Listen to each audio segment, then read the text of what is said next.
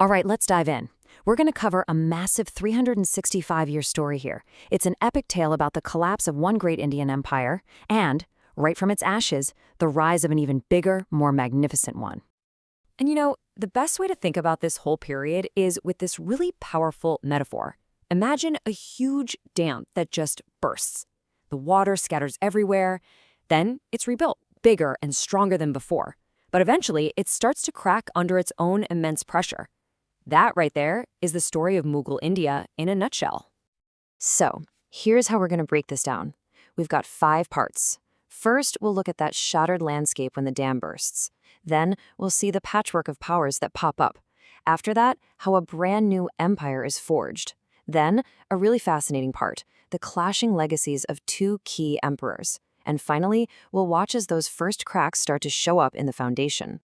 All right, let's jump into part 1, the shattered landscape. This is where that dam we talked about really bursts. The old power, the Delhi Sultanate, is about to just completely fall apart. So, what actually happened? Well, for a long time, the Tughlaq dynasty was kind of the glue holding everything together. But then, as we get to the late 1300s, that glue just dissolves. The central government completely loses its grip, and suddenly there's this huge power vacuum right across the Indian peninsula. And take a look at this map from 1398. It does such a good job of showing you that chaos. See? This isn't one big unified empire anymore. It's a messy, fractured collection of territories. And all that internal chaos, it basically rolled out the red carpet for a devastating invasion from the conqueror Timur. And the results of all that collapse was a totally new political map. As the Sultanate's power just faded away, its old provinces, you see Bengal, Gujarat, Malwa here, they just broke off and went their own way. What you're left with is basically a chessboard of rival independent kingdoms. Okay, on to part 2, a patchwork of powers. Now, you might think things would settle down, but this fragmentation, it didn't heal. In fact, it did the opposite. It set the stage for an even bigger invasion to come. So let's fast forward about 125 years to 1525. And wow, the situation is now even more complicated. The whole peninsula is just this tangled web of kingdoms all competing with each other. There's no single dominant force anywhere. And here's the key takeaway, right? There was no single power strong enough to challenge an invader. I mean, you've got the Muslim Lodi Sultanate up in the north, but they're constantly looking over their shoulder at the powerful Hindu Rajput Confederacy. Then you go down south, and you've got the huge Hindu kingdom of Vijay and Magar, trying to balance against 5 different smaller kingdoms. It was, for lack of a better word, a complete free-for-all. And right into this chaotic, fractured world steps a guy named Babur. Now, this guy has some serious credentials. He's a descendant of not 1, but 2 legendary conquerors, Timur and Genghis Khan. He looks at India and sees a massive opportunity. And in 2 huge, decisive battles just a year apart, he takes out the 2 biggest powers in the north. And just like that, the foundation for a whole new empire is laid, the Mughal Empire. Which brings us right to part 3, the Great Rebuilding. The dam has burst, the pieces are scattered, now it's time to build that new magnificent reservoir we talked about. And this huge, monumental task, it falls to Babur's grandson, the emperor we all know as Akbar the Great. And just look at this comparison. It shows you the sheer scale of what Akbar accomplished. On the left, that's the pretty small kingdom he inherited back in 1561. And on the right, that's the massive empire he was in charge of when he died in 1605.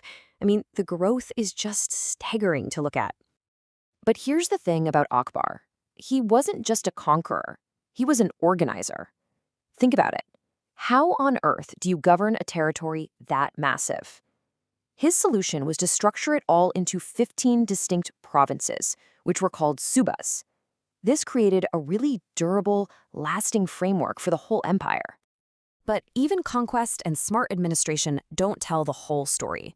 Akbar's real genius, the thing that made him the great, was his state policy. It was called Sulh-i-kul, which basically means universal toleration. And for its time, this was a completely revolutionary idea, designed to bring together all the incredibly diverse religious groups in his empire. And look, this wasn't just some nice-sounding idea. He actually put it into practice. He did something huge. He got rid of the jizya. This was a really hated tax that was only levied on non-Muslims. By abolishing it, he sent this incredibly powerful message of inclusion. And that move was absolutely critical for winning the loyalty of the empire's huge Hindu population. Okay, part 4, An Emperor's Two Legacies. So you have this incredibly strong, brilliant foundation. How could that possibly fall apart? Well, it wasn't an accident. It happened deliberately, thanks to a huge shift in policy by one of Akbar's successors. And this shift is what would set the entire stage for the empire's eventual decline. You really can't get a starker contrast than between these two emperors. Everything Akbar built with his vision of universal toleration was just completely undone by his great-grandson, Aurangzeb. He threw out Sulh-i-kul, and then, the killer blow, he brought back that hated jizya tax. As you can imagine, this caused a massive backlash from his Hindu subjects. And that brings us to our final part, cracks in the foundation. That huge policy reversal, that's what created those first deep, structural cracks in the empire's foundation. Remember the dam metaphor? These are the first leaks starting to appear. The biggest, most significant crack appeared way down in the Deccan, in the south. A new Hindu power, the Marathas, literally rose up from the ground under their incredibly charismatic leader, Shivaji. And they weren't just another political or military headache for the emperor. No, they were a direct religious and social challenge to everything Aurangzeb was trying to build. And these guys were smart. Really smart. They came up with their own system for getting money to fund their rebellion. One of their main tools was something called the chauth. It was a tax that equaled a quarter of a territory's revenue. And what was it really? It was basically protection money. Simple as that. Pay us and we won't burn your villages down. And they didn't even stop there. On top of the chauth, they often demanded another 10%, a levy called the Sardeshmukhi. So you add those two together, and you can see how they were just systematically draining the wealth out of Mughal territories and using that very money to fund their fight against the Mughals. This final map from the end of the 1600s is just, wow. It's so telling. I mean, look at the size of the empire. Geographically, it's bigger than it has ever been. But look closer at the labels. The Marathas, the Rajputs, the very people who were the pillars of Akbar's empire, they're now marked as in revolt. The whole structure was absolutely massive on the outside, but it was rotting from the inside out. And here is the ultimate, bitter irony of the whole story. Aurangzeb's obsessive, decades-long war to conquer the Deccan was the very thing that killed his empire. That final push for expansion, building that dam to its absolute biggest size, is exactly what shattered its foundations and bankrupted the whole system. So that leaves us with a really fascinating question to chew on, doesn't it? When an empire gets to its absolute largest point, is that also when it's at its most vulnerable?